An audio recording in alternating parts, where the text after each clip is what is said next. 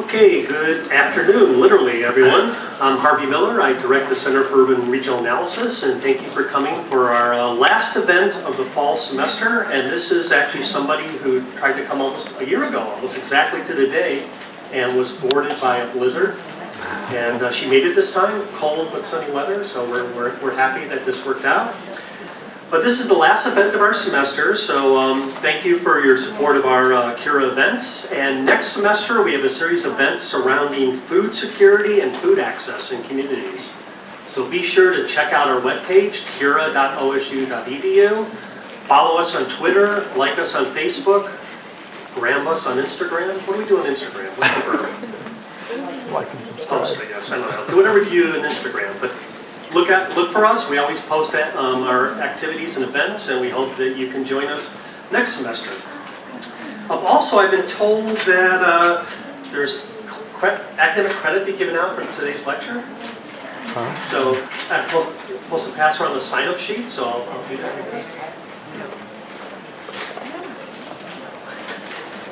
Okay, so I have the pleasure of introducing our speaker today, Professor Noreen McDonald. She is a faculty member at UNC Chapel Hill, where she serves as chair of the Department of City Regional Planning and holds the Thomas William Lambeth Distinguished Chair in Public Policy. She serves as director of the Carolina Transportation Program and associate director of the Collaborative Sciences Center for Road Safety and Southeastern Transportation Research. It's a long title, excuse me, let me start over again. Director of the Collaborative Science Center for Road Safety and Southeastern Transportation Research, Innovation, Development, and Education Development Center. We refer to it as STRIDE. Oh, STRIDE, okay. Is that one center or two centers? Okay, wow. You keep busy, clearly. Okay, so Professor McDonald is interested in how investments in infrastructure, such as schools, roads, bike lanes influence travel decisions, and the downstream impacts of these decisions on road safety, public health, and city structure. Her work considers these relationships across space and demographic groups, and how new technologies such as Uber, Lyft, autonomous vehicles may disrupt these relationships. She received her undergraduate degree from Harvard in engineering and chemistry and a PhD in city planning from UC Berkeley. And prior to becoming a professor, she worked as a consultant for Cambridge Systematics and Mercer Management Consulting. And now she holds this position at the University of North Carolina. And we'll hear her talk today on health and transportation, understanding the role of emerging mobility options. Thank you, Noreen.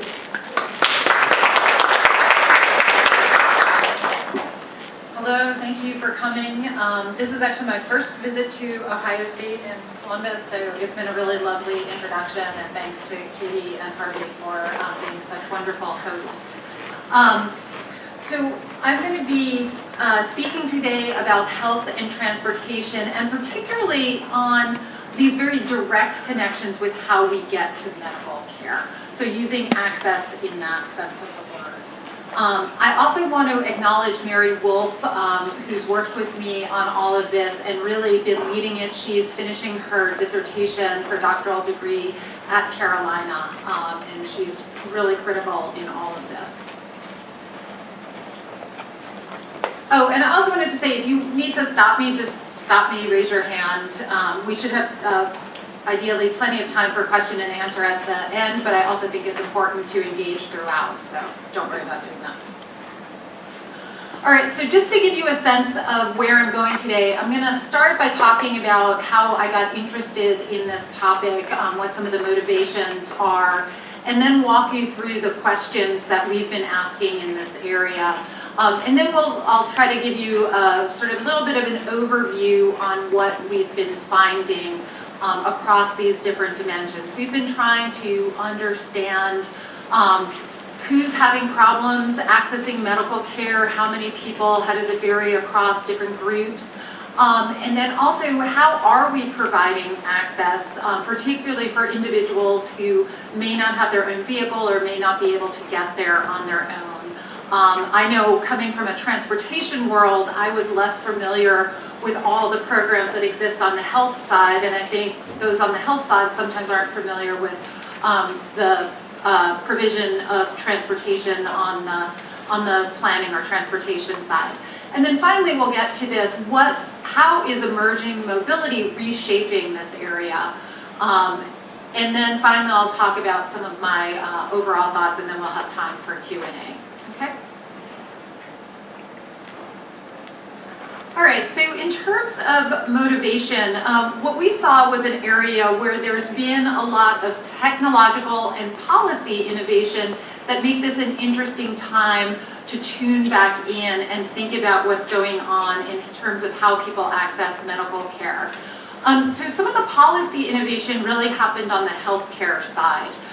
So under the Affordable Care Act, which was passed under Barack Obama, it created an opportunity for insurers to spend money on what are called social determinants of health. So most of our healthcare system is fee-for-service. So I go to the doctor, they give me a well visit, and they charge my insurance company some amount of money, right? That's fee-for-service. They did something, they got money. Under these accountable care organizations, there's a model called value-based care, where the insurer will get a set payment per person, and to make sure that person receives medical care through the course of the year. And for for insurers operating in this space, they can start to think about, well, what are some things that might not be medical care, but will keep this individual healthy?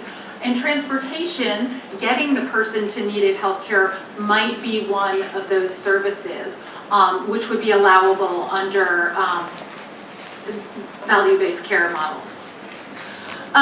We also saw the removal in 2017 of essentially an anti-kickback statute. So there were programs in place that said, you know, hey doctors, we don't want you saying like, come get your colon taken out by me and I'll pay for your trip back and forth, right? The idea that these might be inducements to people to take on too much health care or something like that. So these statutes were removed for transportation so that medical providers were no longer in legal jeopardy for providing transportation services back and forth. And we actually heard about this. We were talking to the folks in our nephrology group who deal with dialysis patients, and they were telling us they had put in place a taxi voucher program in 2015, and they were very proud that they'd navigated the legal landscape prior to this being passed. I don't actually think they knew this had been passed, but. And then finally, particularly for those of us in the transportation world, all of these new mobility options that are technology enabled, the fact that there's on-demand travel services which exist much more easily than they did before, right? Taxis have always been around, but the ability to, in the real time, call a car and see where it is moving in space. We know that people are much more familiar with this, and these create new ways of serving this travel need. And so you can see this is an article from Lyft's own blog. Lyft commits to cut healthcare transportation challenges in half by 2020. Uber Health has lifted it. I have no idea why this is happening. The building is self-aware and non-aware. Yeah, the angle of the sun on the screen has reached a critical angle. Also, Uber Health has sort of launched a subsidiary to focus on this as well. And so I think another thing to keep in mind here is this is a really large business. A lot of money is spent on getting people to health care, which the ride-hailing companies are very well aware. So a little bit on transportation barriers to health care. I think all of us can envision how not being able to get to a medical appointment could cause adverse health outcomes downstream. And what we know is that those who face barriers to transportation tend to be older, lower incomes, less likely to have insurance. And there are obviously public transportation options, but increasingly these may not be well aligned with the public transit networks, as hospitals and even specialists have sort of suburbanized to places that are not well served. And so there is a large literature in public health talking about the impacts of missing care or delaying care, that it can lead to adverse health outcomes. So one example would be an individual that needs dialysis, if they miss that appointment for some reason because they can't get there, they may end up in the emergency department. And so ending up in that situation is bad for the patient, but it's also quite expensive for the insurance company or the provider. So providing care through an emergency department is not really economical. There's also some motivations on the medical side to make sure that when operating rooms are staffed or specialists are staffed, very high value workers are in place, that the patient is there to be seen. Otherwise, there's a loss. There are a lot of studies suggesting that when you provide transportation supports, you do see more positive health outcomes, either measured simply through fidelity to treatment or getting to appointments, or actually in terms of actual health outcomes. But the record is certainly not unanimous on this. There's examples in the literature of times that transportation supports have been tried and benefits weren't seen. So context matters as well.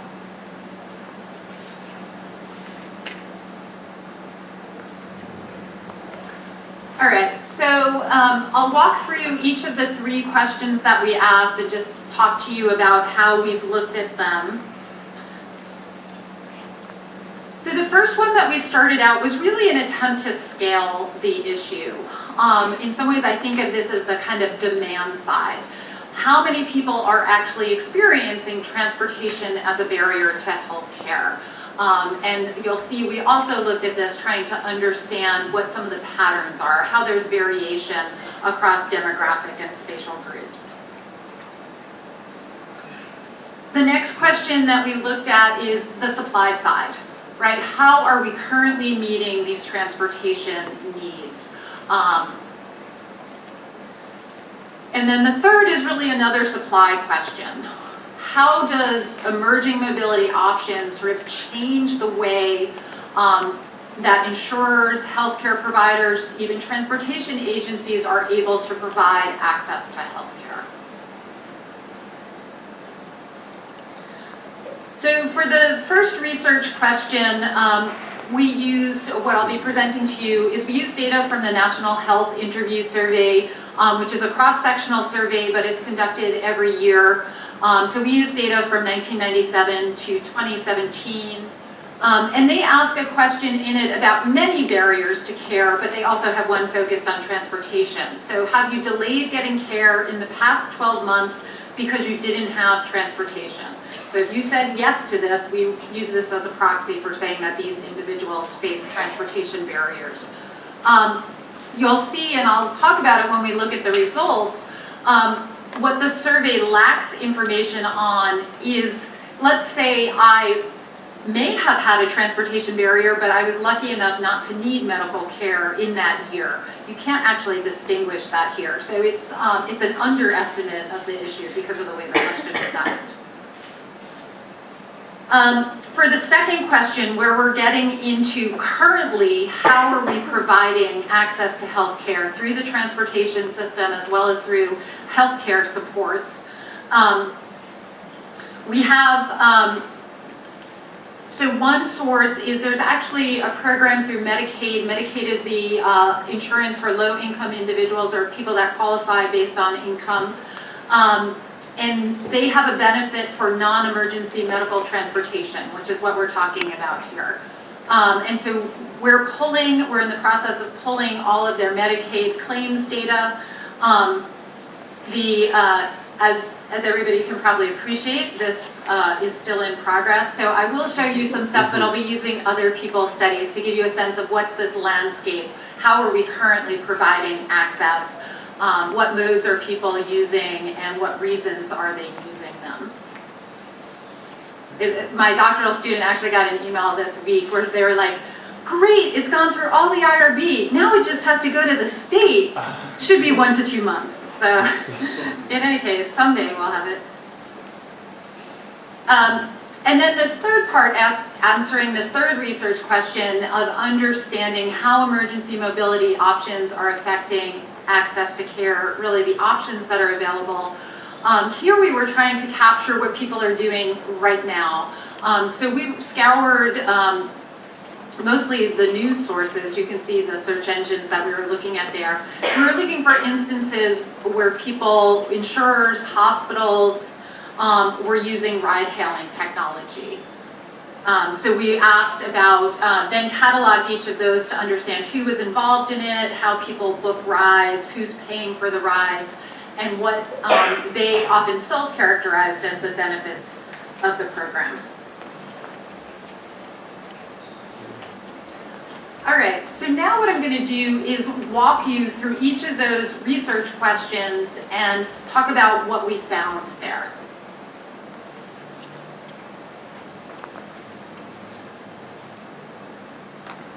So on the first one, the demand side, how many Americans are experiencing delay or the inability to get to medical care or delaying medical care due to transportation?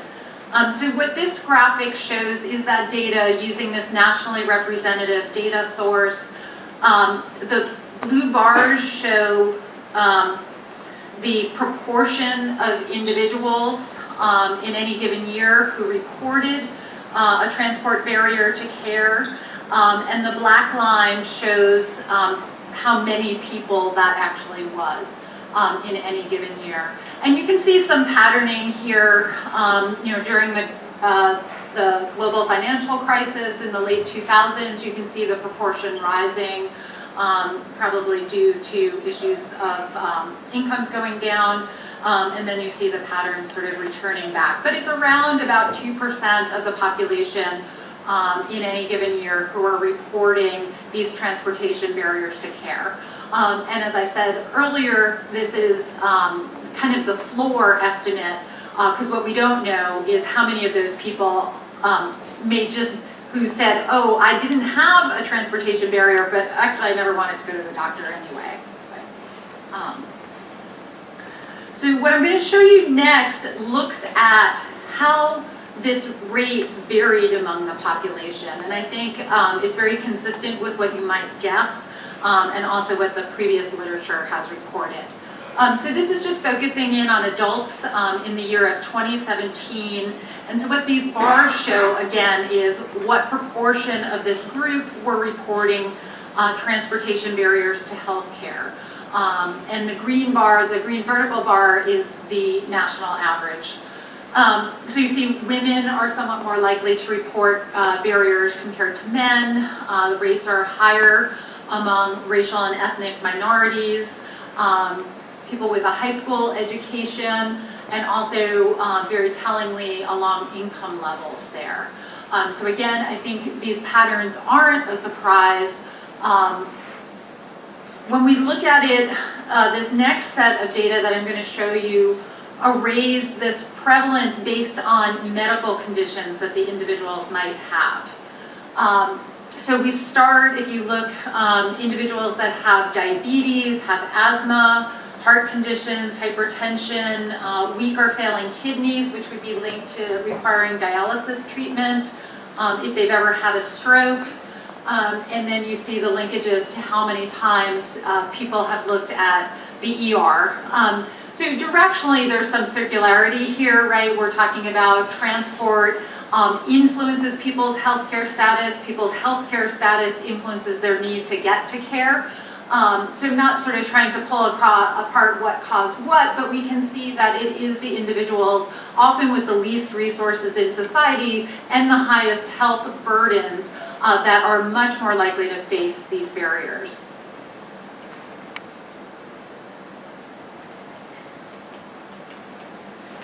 All right, so moving on to our sort of first version of the supply question, what are we doing now? And primarily, we'll talk about some private sector responses, but really thinking through what are the public sector supports that are important in getting people to health care. So if we look at that landscape, I mentioned earlier that Medicaid provides as a defined benefit non-emergency medical transportation. So it's sort of a unique insurance program in that way. Most private insurances don't provide this, but Medicaid does. $3 billion is a number that's kind of thrown out as maybe what the cost is, but there's really no way to know because of the way it sort of gets charged to the Medicaid program. It's a little bit difficult to add it all up. But it's a large number, although as a percentage of all the expenditures on Medicaid, it's actually a relatively small share. On the transportation side, we have public transits, right, serving as a really critical way that people access healthcare, both through fixed route service. Paratransit, particularly wheelchair vans, are also very critical. And so through the Federal Transit Administration, there's a number of programs that provide subsidies to transit agencies, not specifically for healthcare, but provide subsidies to get seniors, provide better rural transportation, provide transportation for disabled individuals, and many of these individuals are using those services to get to healthcare. They may also be using them to go shopping, to get to the grocery store, to get to work. There's not an exclusive healthcare focus, but it is fairly important. We have healthcare providers also stepping in here. There may be some charity care programs where they're often on a somewhat ad hoc basis providing subsidy. This data is very hard to track. We've tried to work with our cancer center and various other units at our hospital to figure out what they are spending on taxi vouchers and stuff like this. But it's not really unusual to hear reports from care managers or nurses saying, oh yeah, I had to give somebody a taxi voucher because they couldn't get home. You know, at the end of the day, we all needed to leave and a person was still here. And then community organizations are often very critical. There's also often very active volunteer groups that, as one of their services, provide driving services to medical appointments. So the next two slides I'm going to show are using data from other studies that I thought might provide a little bit more background about understanding both the reasons why individuals are taking advantage of non-emergency medical transportation and then also the modes that are being used. So this is a specific example of Delaware. The study was able to access data from all their non-emergency medical transportation trips. And so you can see here that dialysis was half of all the trips, was the reason for half of the trips, right? And that kind of makes sense because if you're on dialysis, you generally have to go to that facility 3 times a week. So there's a trip there and a trip back, so 6 trips per week. And then you can see the other reasons that were given as well. The next set of data I'm going to show is focusing in on dialysis, and there was a study by some economists trying to understand what modes are used to access dialysis and what the cost and mileage is associated with that. So here they're looking not just at public sector, not just at private sector. They tried to give a holistic picture, but just for trips to and from dialysis. So they're estimating annually about a little over 50 million trips. Wheelchair vans, which could be this paratransit service, about a quarter. People driving themselves, about a quarter, or other people driving is the final quarter. You can see some of the other modes there as well. Ambulance or ambulette is a relatively small share of the trips, but you can see it's a huge part of the costs because providing ambulance service is much more expensive. And there could potentially be a couple of things going on here. One, it might be that medically the individual requires an ambulance, but it's also the case that while Medicare, which is the insurance for older adults, does not provide non-emergency medical transportation, they do cover ambulance transportation. So there are cases, right, where it may not be quite medically necessary, but it's a way the individual will be able to get there, and it's actually reimbursable. So it's a very complex sort of set of interactions that go on.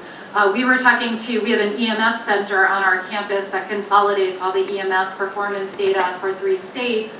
And they were even sort of talking about how it's complex for the EMS folks because they will be reimbursed for that trip from Medicare, so they actually might be kind of willing to carry it even though it's not an emergency trip per se. So it's a very complex area. So this is sort of what we have so far. Hopefully once we get the Medicaid data, we'll be able to give a much better picture, at least within North Carolina, of what's the motivation, what's the reason behind this trip, what service are people getting. We'll be able to see differences in individuals with chronic conditions, in prenatal care, some of these types of things, and then understand how, understand the spatial patterning that's going on. Because one of the things we'll be able to see is where the service was provided and where the individual lived. And particularly for individuals living in rural areas, they often have to travel very long distances to major medical centers. All right, and so the third and last research question was around innovation. So looking at how, in particular, ride-hailing technology and the advances there are shifting some of the options for people to get to medical care. So as I said, what we did was look at news sources to identify instances of collaboration between essentially the health side and ride-hailing companies. And so for these 53 instances that were identified, each of them were cataloged, and we pulled out several pieces of information about who was involved in it. Was it the insurer? Was it the hospital? Different groups. How booking went on, because does the insurance company book it? Does the individual book it? Does the hospital book it? And then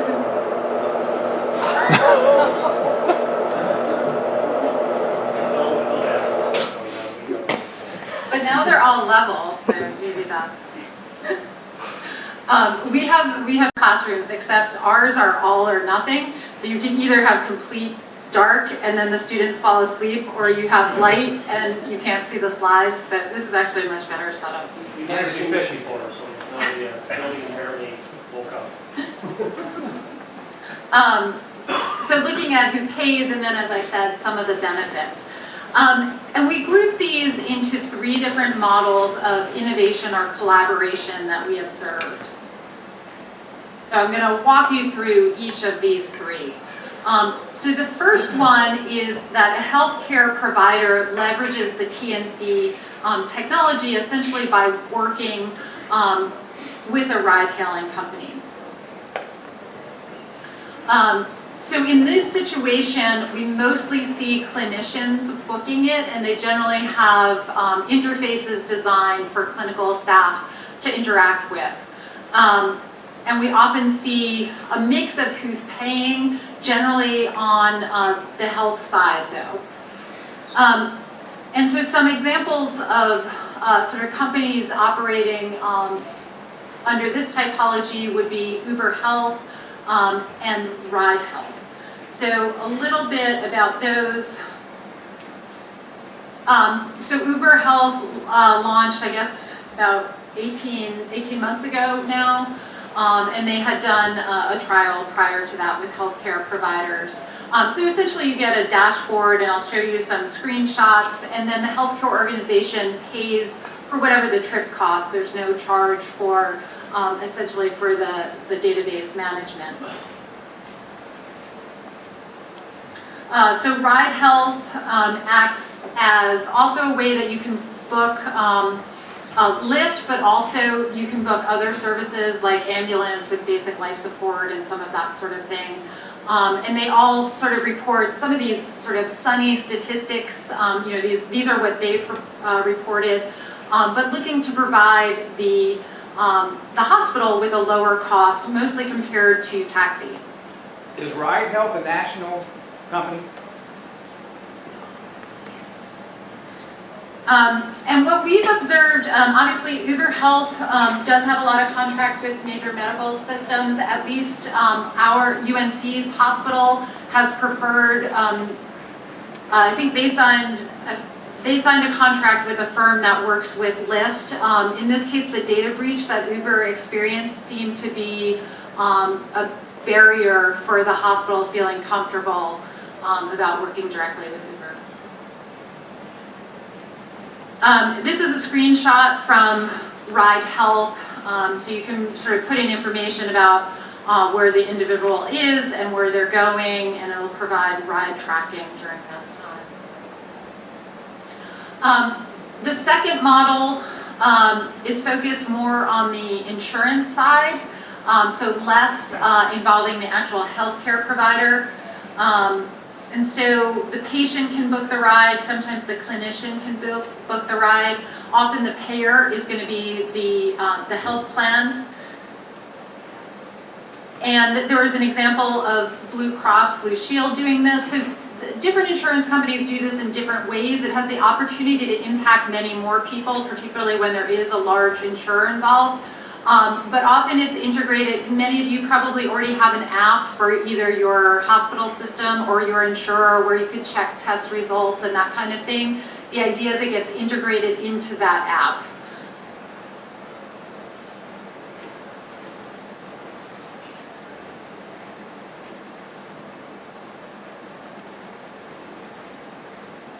And so this example from Blue Cross and Blue Shield and Lyft in May of 2017 has a very large sort of potential population of Americans that could be affected by it. I think it's a fairly light touch. It's really not the same thing as it being integrated where you're making your doctor's appointment and having your nurse care manager able to book a ride on your behalf.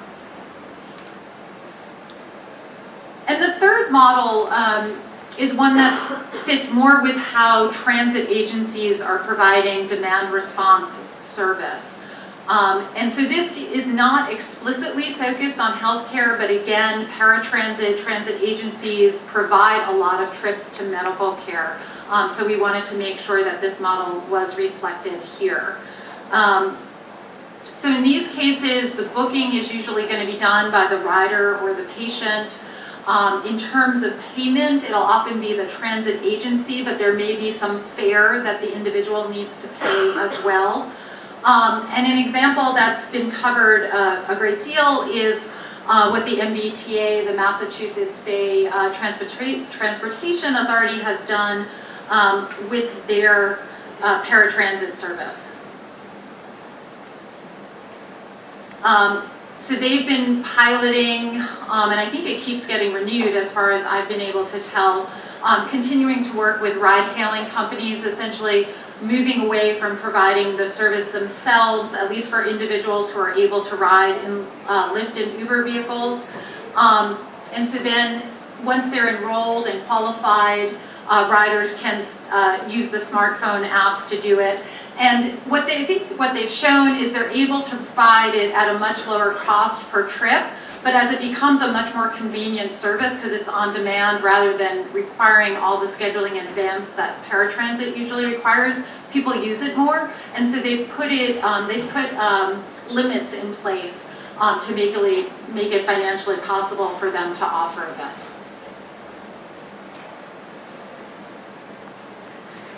And then I grabbed this just because obviously Columbus is in the news, and this is something that I don't know very much about, and maybe it'll be something that we talk about in the discussion section, but thinking about how particular patient populations could be given better access to care. And I would be interested if anybody knows more about these examples to sort of understand the experience here.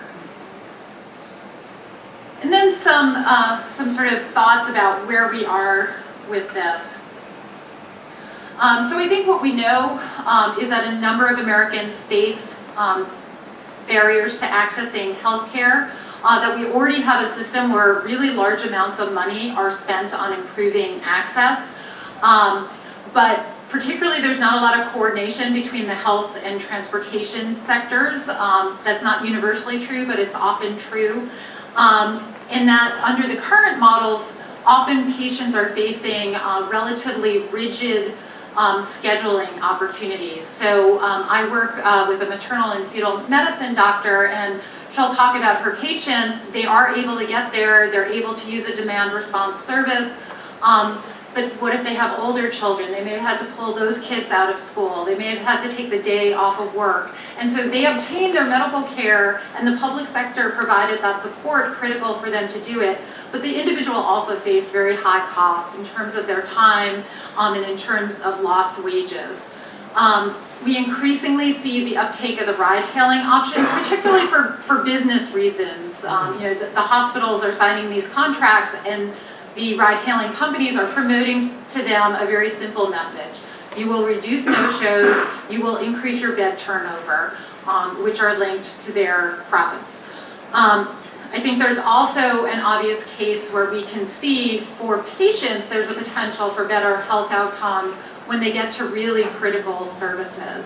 But our experience is that there's difficulty for the insurance companies in knowing who they need to offer these subsidies to. After you get somebody to dialysis, what's the next sort of chronic condition that you provide a transportation subsidy for? And to be honest, they're really not sure. And what we also see is that ride-hailing is essentially being used much of the time to substitute for taxi. It's sort of less prone to fraud maybe than taxis were. There's a better audit chain for it. But that I think so that's sort of what I call a Band-Aid solution. When everything else has kind of failed and you have somebody who really needs to get somewhere, we'll get them there. But I think there is an opportunity for more systemic solutions. And those probably involve things like coordinating patient scheduling with the transportation up front. There's some pilots on that. There's certain organizations like the VA that for institutional reasons, it's a little bit easier to think about. But it's that coordination that's key. We've been trying to think through, as I said, I work with this maternal and fetal medicine doctor, and so we went in and pulled the address of all the mothers who had a baby in the neonatal intensive care. And a lot of them live very far away, right? And often they're low income. 60% of births at our hospital are Medicaid. And so you're asking people, they're looking at trips upward of an hour. We charge for parking at our hospitals. And so how do you make it so those individuals can more easily go see babies in the NICU so that they can spend that time that's really critical for the outcome, for the health of the baby in the long term? And how can you do that in kind of real time, be monitoring where these hotspots are coming up so that you could target transportation services there? Those types of solutions, I think, are real opportunities, and those conversations are starting and maybe more advanced in some places than others. And then the final point is this tricky part that we can see that transportation is maybe a necessary condition for getting medical care, but our health is affected by many things, which means just fixing medical access won't guarantee better health outcomes. It's a complex system. Employment matters, housing matters, income matters as well. And so I think when we do need more evaluation, but we also need to be a little bit more holistic in what we're thinking about as important outcomes. So it's not maybe simply did they show up for the appointment or not, how much time did they have to spend to get there? Did they lose wages having to get to their appointment or not? Did their child miss school because they had to accompany the parent? So making sure we're bringing in some quality of life measures, because I think they're quite important here also.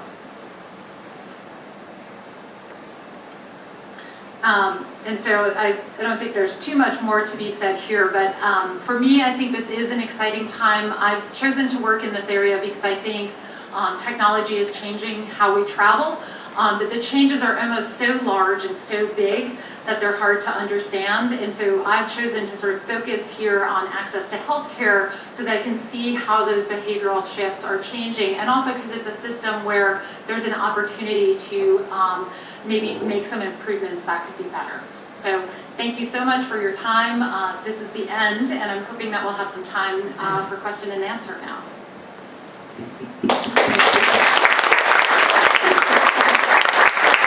Hey, thank you very much for a very interesting and very timely talk. As you identify, these issues are being discussed in our community. And we do have a good amount of time for questions, so please I'll open it up to the audience. Thanks, Noreen. Very interesting. With your first question and data set. It's a little loud. Too loud? Yeah. Go ahead, sorry. Is this better?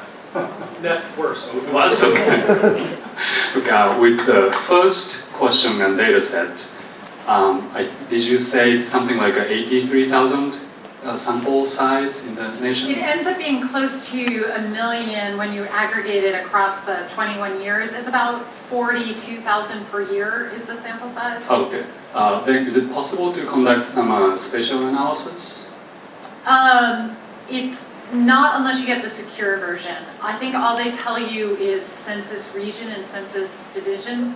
So it's very big. Yeah. Thank you. Other questions? The first one, go next. I missed some portion of the presentation, but I saw, I think, slide number 21 that showed different variables that you considered. Did you also consider the interaction between these variables, any chance? Is that the prevalence one? The 21, I'm not sure which one. Yeah, That one? Yeah. Yeah, so we, I didn't put up here, but in the paper, we ran models to control for some of those interaction effects. And the relationships were sort of, the descriptive results were directionally correct. Nothing really shifted around. I just have one more question. So I have an health insurance that does not pay for my transport, for example. And are there companies that do pay for transportation to medical facilities? And if they do they distinguish based on income levels or any other category to say, okay, this person should be paid for his transportation, or shouldn't he be paid for the transportation? Anything like that existing today, or? Yeah, so I think there's a lot of variation. If you just listen to the radio, you will now actually hear ads where they're like, come get your eyes done and we'll pay for your transportation, right? Like, it's just it's just part of marketing. It's, you know, and there's obviously some of that also in cancer care, particularly for these really large cancer centers that are drawing almost nationally for their patient pool. In terms of, at least what I've observed is there's a lot of variation even within the same hospital. So at Carolina, a lot of the conversation around this started in GI procedures, where they were very attentive to making sure that once they had the medical staff in place, the patients would be there so that they could, you know, ultimately be able to bill for those procedures and make sure that they were delivered. And so they weren't really means testing that. They were willing to offer it to anybody. But the things like emergency department discharge, they're using it kind of as a last resort. If you are still taking up a bed and you can't get anybody to come and get you, they'll offer this to you to get home. So there's a lot of variation depending on the sort of particular economics of what's going on.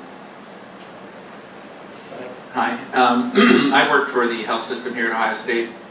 Actually, run the family medicine practices here, and this is an enormous problem when we're looking at social determinants of health. And you know, coming up with a strategy has been difficult on our side, because as we look at this, we want to be able to make the biggest impact, but we want a financially viable and sustainable solution. So I don't know if you have any experience with the health systems in North Carolina. Is anybody doing this well in terms of managing policy and the deployment of this, like an Uber Health or a Lyft, in a way that it curtails no-shows? That will obviously drive up revenue, which is good, but how do you manage misuse and some of those things that could kind of pop out as a result? So what I've seen is our ACO, so the Accountable Care Organization focused on seniors, really struggling with this. So they've been trying to think it through. They actually had somebody employ machine learning techniques to go back through the patient records and try to identify essentially what were precipitating conditions before somebody ended up in the emergency department, and if there was missed care, right? Because they have to try to think through what's a flag they could actually program into the system that would get the care manager to say, oh yes, you are going to be offered transportation. And so they came up with some ideas, but nothing that I think they felt comfortable implementing. So right now it's largely been left to the discretion of the the nurse care managers assigned to high utilizing patients or people just below that. And so I think they're not necessarily satisfied with how it's being done. Yeah, yeah. Very, very hard. You have a question back here? Does the healthcare system cover long trips? If your healthcare specialist says you have to go to another state for treatment? No. But even not out of state, right? The problem is these trips get very expensive just crossing county lines and stuff like that. So what they've talked about is when the insurer feels, or even the providers feel comfortable intervening and saying, do you need to see that person or would this person be okay? And at least what I've seen is they're willing to maybe think about that conversation for things like lab and pharmacy, but not really on the actual specialist, right? But they regularly see in their data individuals that are driving past a lot of labs in order to get blood drawn here and trying to figure out, was there a reason for that, or is it just the person didn't know there were a bunch of other options? So some of that can be programmed. It comes up a lot with dialysis, at least I don't know here, but in our area, some of the dialysis centers are capacity constrained, so people may have to go farther. Sometimes people have had adverse interactions with certain centers and been barred from some, and so then they face very long trips. So it doesn't have to be across state lines, like even just once they get a little bit long, they get really expensive. I mean, we've all had expensive Uber and Lyft rides, right? Does the doctor employ a customer service person to analyze the reason you went there? Like what you said, you can go past 4 different companies you could have gone to. Is there some communication between the patient to ask why they do what they do? So anecdotally, what I've seen Does the is doctor that provide that? it's more, not at the doctor level. We have a population health group within the hospital, or within the ACO, the insurance company. They have analysts trying to look at these patterns, but not at the doctor's office The level. insurance company does that. Other questions? Yes, I would go on. Well, okay, I'll let you jump in, then I'll ask my question. Is there concern about the sustainability of the business models of Uber and Lyft and similar venture funded and other somewhat questionable as to how long they'll last? Is building the model around Uber and Lyft a concern for health providers? That's a great segue to my question, so we'll make this a 2-part question. What is the role of city governments, planning organizations, public transit agencies to help make solve these transportation barriers? We can't just, I think, offload it like Uber and Lyft and other types of private sector companies. Can we? Is there a role? So maybe starting with the first one, I haven't heard people raise that specifically, and I think it's partially because of the way it's being used now, mostly as a Band-Aid, mostly as a taxi substitute. So if Uber and Lyft aren't there, they'll presumably be taxi companies. There'll be something sort of operating in a similar capacity. But once you start thinking about using them at a much more, right, or integrating them into the practice, then that issue does come up. But I mean, I don't think we have any brilliant thoughts on that in other applications of ride sourcing or ride hailing. So the same issue sort of applies. I think, I guess what I've observed, right, there's no way that magically everybody's going to be offered an Uber and Lyft ride, and it's just way too expensive. And so, but we still have a lot of people facing these transportation barriers who are probably just spending way too much time doing what they need to do right now. And so for me, what I think is interesting is how do you have more integrated solutions? Like how do you think about taking advantage of the public transportation system for the part, sort of for the line haul part of the route, and then are there ways for that first mile or last mile that you can integrate some of the ride hailing where an individual may not be able to get there? The problem with that is some of the most significant access issues that we see are in rural places where ride hailing isn't really that common. And in fact, at least in our area, even when they're using Lyft, there's certain counties they can't use Lyft in, and they're still working with taxi providers because there's just not enough service, not enough ride-hailing service in those places. So it still comes down to this breakdown in low-density areas. Other questions?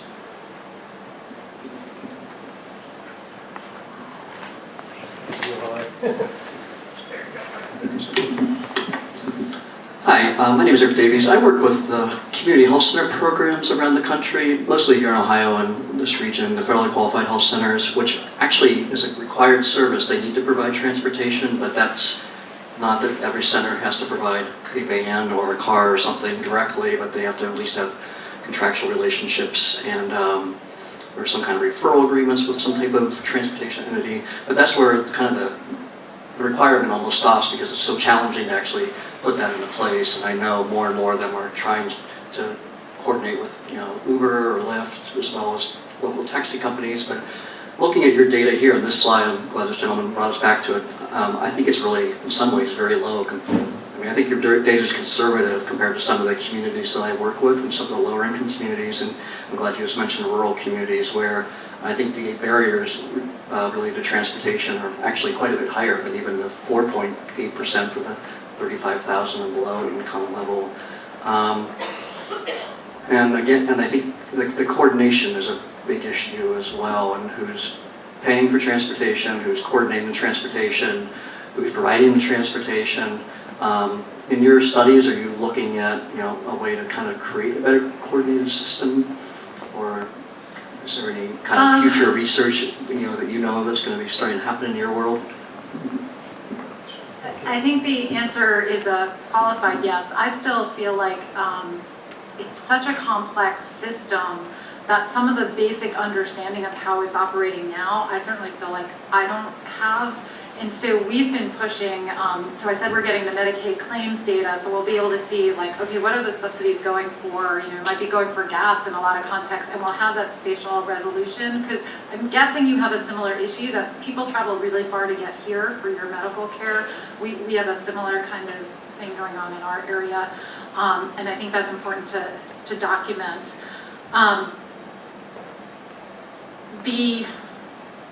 But the sort of next studies then that we're also trying to do is do that on the transportation side too, so pull the trip records for the demand response. Because I think right now it's underappreciated. The transit agencies know this, but in the larger transportation world, I think it's underappreciated how much access to medical care or to health centers is driving that trip patterning. And so we can get the origin and destination of those demand response trips and identify them as a medical facility on one end or the other to try to quantify that.